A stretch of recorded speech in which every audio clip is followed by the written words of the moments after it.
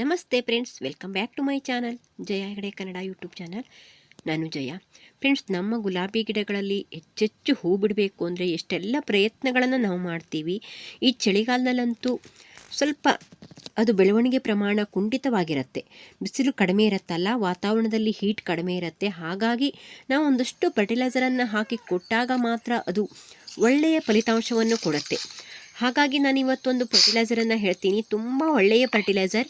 ಇದನ್ನು ಹಾಕೋದ್ರಿಂದ ದಾಸವಾಳ, ಗುಲಾಬಿ ಮತ್ತು ತರಕಾರಿ ಗಿಡಗಳಲ್ಲಿ ಹೊಸ ಚಿಗುರು ಬಂದು ಚೆನ್ನಾಗಿ ಕಾಯಿ ಬರುತ್ತೆ. ತರಕಾರಿ ಗಿಡಗಳಲ್ಲಿ ಹೂ ಉದುರಲ್ಲ, ಚೆನ್ನಾಗಿ ಹೂ ಬರುತ್ತೆ. ಇದೊಂದು ಪರಿಪೂರ್ಣ ಫರ್ಟಿಲೈಸರ್ ಅಂತಲೇ ಹೇಳ್ಬೋದು. ಇದರಲ್ಲಿ ಎಲ್ಲ ರೀತಿಯ ಪೋಷಕಾಂಶಗಳನ್ನು ಹೊಂದಿರುವಂಥ ಫರ್ಟಿಲೈಸರ್ ಇದು.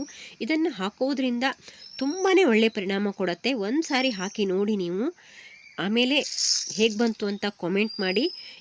ನೀವು ನನ್ನ ಚಾನಲ್ಗೆ ಹೊಸಬರಾದರೆ ಸಬ್ಸ್ಕ್ರೈಬ್ ಮಾಡಿಕೊಂಡು ನೋಡಿ. ಹಾಗೆ ಪಕ್ಕದಲ್ಲಿರೋ ಬೆಲ್ಲೈಕನ್ ಕ್ಲಿಕ್ ಮಾಡಿದ್ರೆ ನಾನು ಹಾಕುವ ಎಲ್ಲ ಪ್ರತಿಯೊಂದು ವಿಡಿಯೋಸು ನಿಮಗೆ ಬರುತ್ತೆ.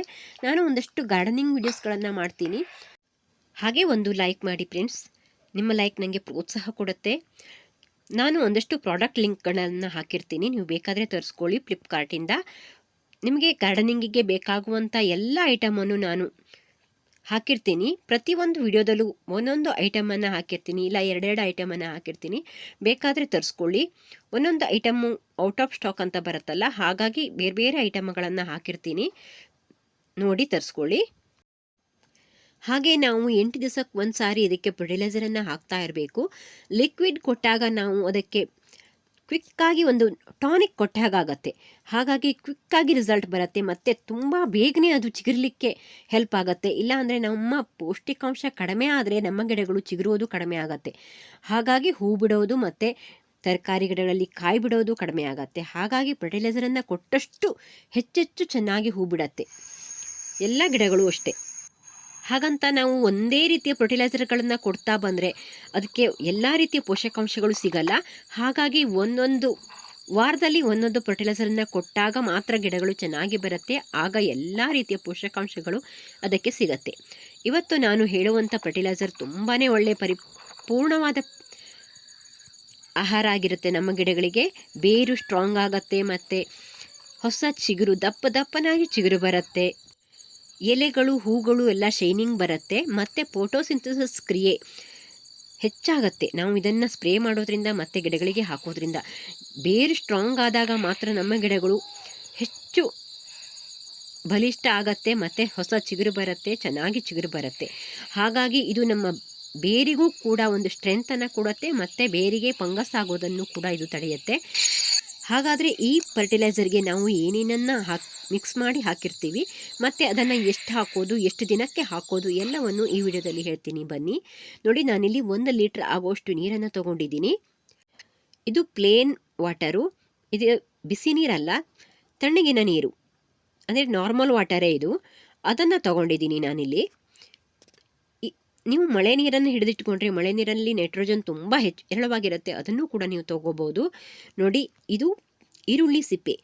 ಈರುಳ್ಳಿ ಸಿಪ್ಪೆಯಲ್ಲಿ ಮೆಗ್ನೀಷಿಯಂ, ಪೊಟ್ಯಾಷಿಯಂ, ಕ್ಯಾಲ್ಸಿಯಂ ಎಲ್ಲ ಹೇರಳವಾಗಿ ಇರೋದ್ರಿಂದ ಇದು ನಮ್ಮ ಗಿಡಗಳಿಗೆ ಬೇರನ್ನು ಸ್ಟ್ರೆಂತ್ ಮಾಡಲಿಕ್ಕೆ ಮತ್ತು ಗಿಡಗಳು ಫೋಟೋಸಿಂಥಸಿಸ್ ಕ್ರಿಯೆ ಹೆಚ್ಚು ಮಾಡಲಿಕ್ಕೆ ಇದು ತುಂಬಾ ಹೆಲ್ಪ್ ಆಗುತ್ತೆ. ಈ ಈರುಳ್ಳಿ ಸಿಪ್ಪೆ ನಮ್ಮ ಗಿಡಗಳಿಗೆ ತುಂಬ ಒಳ್ಳೆಯ ಫರ್ಟಿಲೈಸರು ಮತ್ತು ಇದನ್ನು ನಾವು ಹಾಕೋದ್ರಿಂದ ಹೊಸ ಚಿಗುರು ಬರುತ್ತೆ, ದಪ್ಪನಾಗಿ ಹೆಲ್ದಿಯಾಗಿ ಗಿಡಗಳು ಬರುತ್ತೆ. ಫೋಟೋಸಿಂಥಸಿಸ್ ಕ್ರಿಯೆ ಹೆಚ್ಚಾಗೋದ್ರಿಂದ ಬೇಗ ಬೆಳವಣಿಗೆ ಆಗತ್ತೆ. ಅಂದರೆ ನಾವು ಕಟ್ ಮಾಡಿ ಒಂದು 8 ದಿವಸಕ್ಕೆಲ್ಲ ಹೊಸ ಚಿಗುರು ಬಂದು ಮೊಗ್ಗು ಬಿಡೋ ಹಂತಕ್ಕೆ ಬಂದುಬಿಡತ್ತೆ ನಾವು ಇದನ್ನು ಹಾಕೋದ್ರಿಂದ. ಹಾಗಾಗಿ ನಾವು ಈರುಳ್ಳಿ ಸಿಪ್ಪೆಯನ್ನು ಹೆಚ್ಚೆಚ್ಚು ಬಳಸೋದ್ರಿಂದ ಗಿಡಗಳಿಗೆ ತುಂಬ ಚೆನ್ನಾಗಿ ಗಿಡಗಳು ಆರೋಗ್ಯವಾಗಿ ಬರುತ್ತೆ. ಹಾಗೆ ಇದಕ್ಕೆ ನಾನು ಸಾಸಿವೆಯ ಪೌಡ್ರನ್ನ ಮಾಡಿಟ್ಕೊಂಡಿದ್ನಲ್ಲ, ಅದನ್ನು ಇದಕ್ಕೆ 1 ಸ್ಪೂನು ಅಥವಾ 2 ಸ್ಪೂನ್ ಮಿಕ್ಸ್ ಮಾಡ್ಬೋದು. ನೀವು 10 ಲೀಟರ್ ನೀರಿಗೆ ಮಾಡೋದಾದರೆ 1 ಸ್ಪೂನ್ ಸಾಕಾಗತ್ತೆ.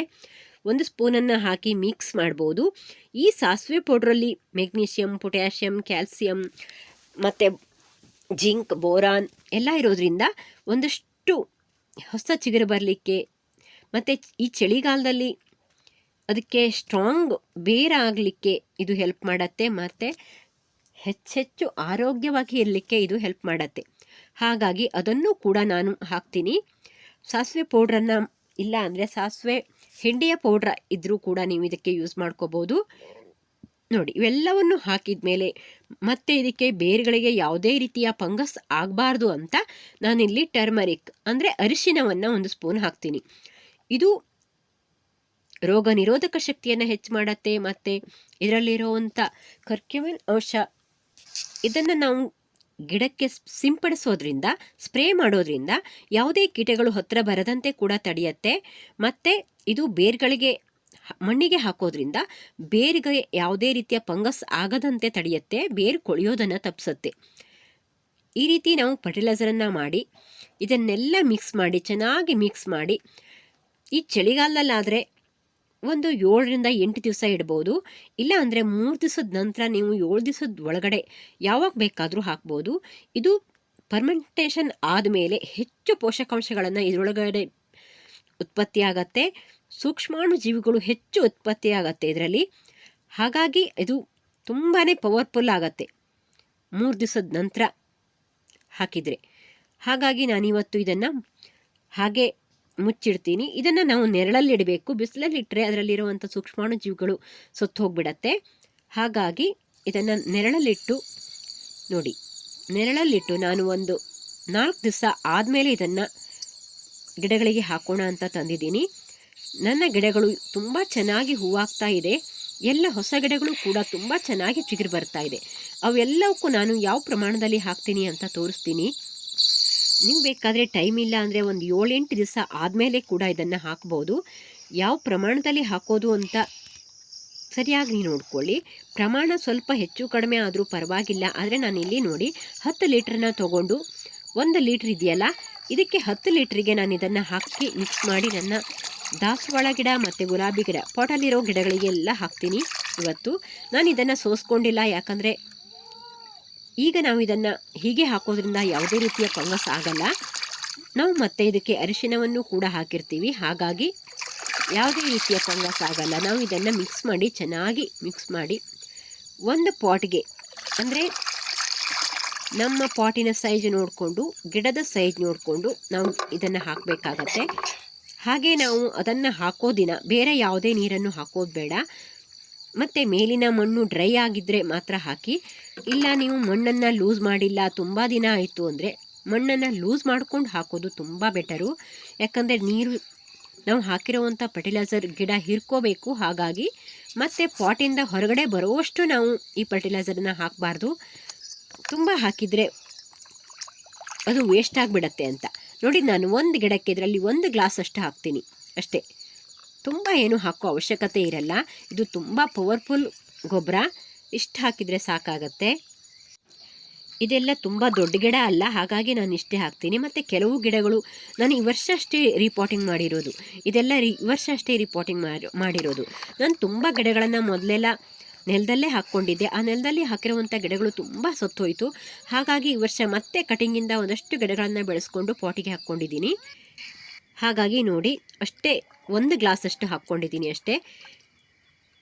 ಈ ಫರ್ಟಿಲೈಸರನ್ನು ಮಾಡಿ ಹಾಕಿ ನೋಡಿ ಹೇಗೆ ಬಂತು ಅಂತ ಕಾಮೆಂಟ್ ಮಾಡಿ. ಈ ವಿಡಿಯೋ ಇಷ್ಟ ಆದರೆ ಲೈಕ್ ಮಾಡಿ, ಶೇರ್ ಮಾಡಿ, ಮತ್ತು ಸಬ್ಸ್ಕ್ರೈಬ್ ಮಾಡದೆ ಹೋದರೆ ಸಬ್ಸ್ಕ್ರೈಬ್ ಮಾಡ್ಕೊಂಡು ನೋಡಿ. ನಿಮ್ಮ ಸಬ್ಸ್ಕ್ರಿಪ್ಷನ್ ತುಂಬ ಇಂಪಾರ್ಟೆಂಟು ನಮಗೆ. ಹಾಗಂತ ನೀವು ಸಬ್ಸ್ಕ್ರಿಪ್ಷನ್ ಮಾಡೋದ್ರಿಂದ ನಮಗೆ ಯಾವುದೇ ರೀತಿ ಹಣ ಬರಲ್ಲ. ನೀವು ವಿಡಿಯೋ ನೋಡೋದ್ರಿಂದ ಮಾತ್ರ, ಅದರಲ್ಲಿ ಆ್ಯಡ್ ಬಂದರೆ ಮಾತ್ರ ನಮಗೆ ಹಣ ಬರುತ್ತೆ. ಈ ವಿಡಿಯೋನ ಪೂರ್ತಿಯಾಗಿ ನೋಡಿದ್ದಕ್ಕೆ ಧನ್ಯವಾದ friends. Thank you for watching. Bye. ಮುಂದಿನ ವಿಡಿಯೋದಲ್ಲಿ ಸಿಗ್ತೀನಿ.